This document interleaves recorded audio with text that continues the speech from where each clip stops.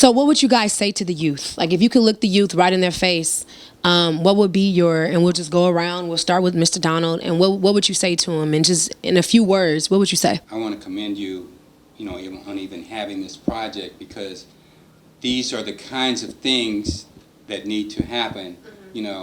Young people and old people and everyone needs to get together and have a dialogue, for starters, to participate in something to move things forward.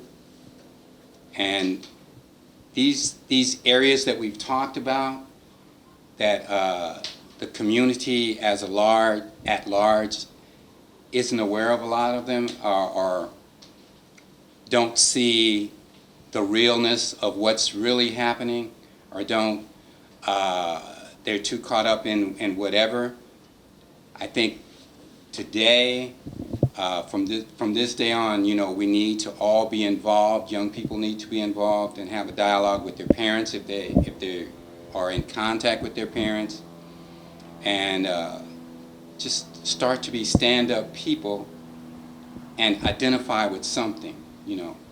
There's more than just you as a person. You're part of a community, you're part of a society, you're part of this world. And if you don't do anything, nothing is going to move forward. I want to start off by saying thank you for coming, and thank you, Miss Maxine. Thank you. I appreciate you all for coming and sharing us your words and your thoughts and your experiences.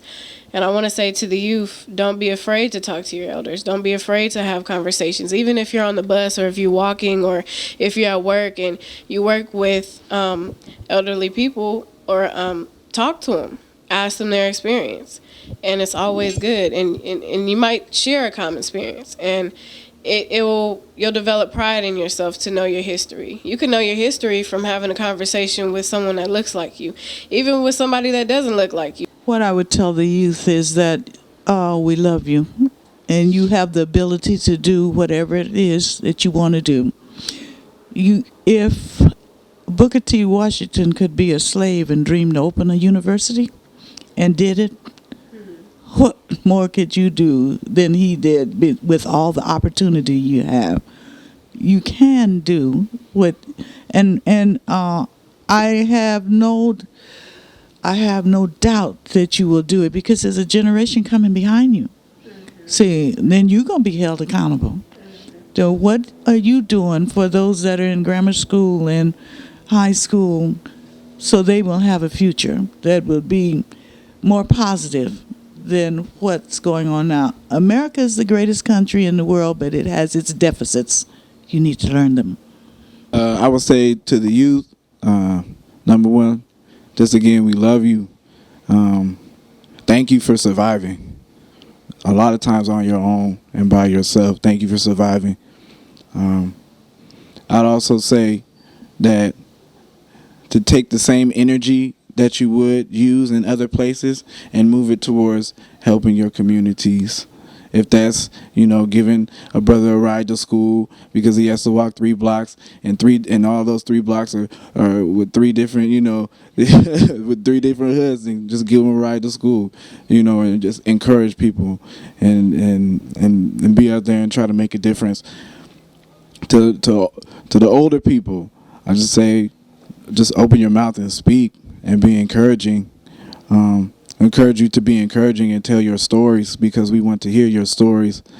And then one more thing to the youth: if you don't learn anything else, just remember that 10,000 years before the first European walked this earth, the pyramids were already built. They were already here.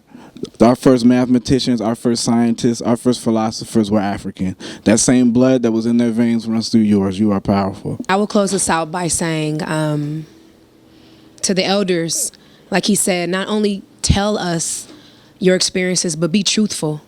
Even if it's painful, even if it hurts, share your experiences with your family, share your experiences with your children, because you don't realize with them knowing what you've been through will help their life, will enhance their life in so many areas. And I would say to the youth, we love you and we are here. So join the ranks.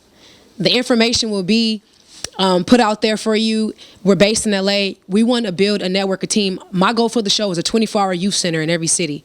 It's a big goal, but it's totally attainable because we need 24-hour youth centers. Too many times I'm coming home late at night, club mission, burnt mission, booty call, whatever, and I see dozens of youth, young youth, 12, 11, walking the streets.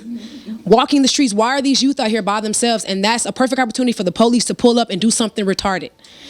So we need that. And for people who are in position with the resources to do that, please contact us because we are building a nation. We are building a union and we want to organize together. It's about community. It's about community building. It's about community development. We are here. Thank you so much. We love you. Until next time. Peace. The music called